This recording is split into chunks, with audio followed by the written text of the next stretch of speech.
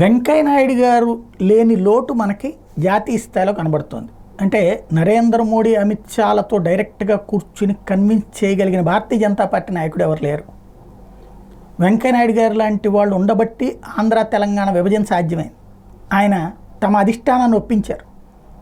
అంతకుముందు ఒక ఓటు రెండు రాష్ట్రాలను మనమే తీర్మానం చేసాం, మనం చెప్పింది ఇప్పుడు కాంగ్రెస్ బిల్లు పెట్టింది కదా అని మనం ఆపేస్తే కరెక్ట్ కాదు, మనం మద్దతు ఇద్దాం, సమర్థిద్దాం, అలాగే ఆంధ్ర ప్రయోజనాల కోసం మాట్లాడదాం అని చెప్పి మాట్లాడి అధినాయకత్వాన్ని ఒప్పించి ఆ రోజున ఏదైతే విభజన బిల్లు ఆమోదం పొందడానికి కారణమయ్యారు.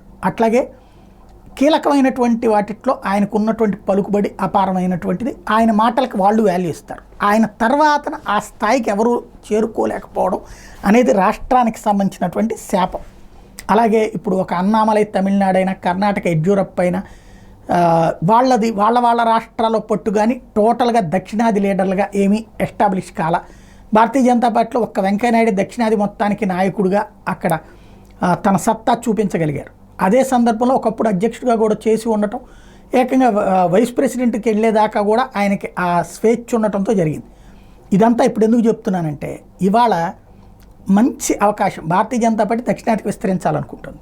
దానికి తగ్గట్టుగా రెండవ రాజధాని హైదరాబాదు, లేదా ఇప్పుడు ఆంధ్ర తెలంగాణకు సంబంధించినటువంటి దారి ఉంది కదా, హైదరాబాద్ నుంచి అమరావతికి వచ్చే దారి. ఆల్రెడీ ఇన్నర్ రింగ్ రోడ్లు, outer రింగ్ రోడ్లు ఇవన్నీ వేస్తున్నారు కదా అమరావతికి కూడా. ఆ రూట్లో బోల్డ్ అంత ఖాళీ స్థలం కూడా ఉంది కదా, కావాలనుకుంటే చీప్ అండ్ బెట్కి ఆ ఏరియాలో లోపలికి దొరికేటటువంటి ప్లేస్ ఉంది కదా, లేదా ప్రభుత్వం తలుచుకుంటే ఎంతసేపు ఇక్కడ ఒక క్యాపిటల్ని ఎందుకు పెట్టకూడదు? దేశానికి రెండవ రాజధాని ఉండాలి, అది హైదరాబాద్ అయితే కరెక్టు, వాతావరణ రీత్యా, శత్రుభయం రీత్యా అని నాడు డాక్టర్ బిఆర్ అంబేద్కర్ గారు రాజ్యాంగంలో రాశారు కదా.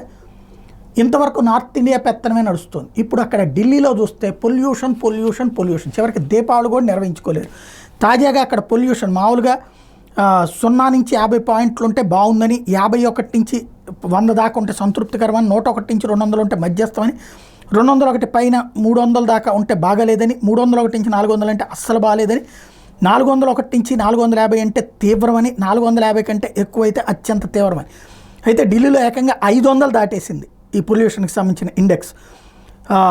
దాదాపుగా జహంగీర్పురిలో అయితే ఏకంగా 567 పాయింట్లు, పట్పూర్గంజ్లో 472, పజీర్పూర్లో 467, ఆనంద్ విహార్లో 465, పంజాబ్ విభాగ్లో 465, ఆర్కేపురం 457, రోహిణి 453, సోనియా విహార్ 448, షాదీపూర్ 430. ఇట్లాంటి పరిస్థితులలో చక్కగా రాజధాని, రెండవ రాజధాని ఈ ప్రాంతానికి తీసుకొస్తే దక్షిణాది మొత్తం భారతీయ జనతా పార్టీ చెప్పుకోవడానికి వీలుంటుంది కదా, ఉత్తరాదిలో కూడా ఈ ఒత్తిడి తగ్గుతుంది కదా.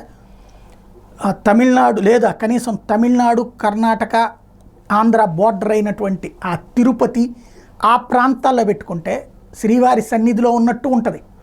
అటు 3 రాష్ట్రాలకి మధ్య జంక్షన్ ఉంటుంది.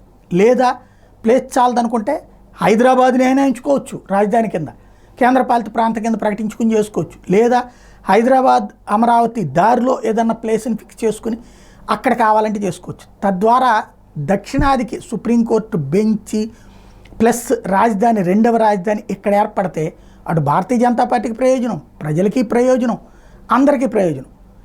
ఇప్పుడు సుప్రీంకోర్టు లాంటి వాళ్ళు కూడా అడ్డు చెప్పకపోవచ్చు ఇట్లాంటి సిచ్యుయేషన్లో.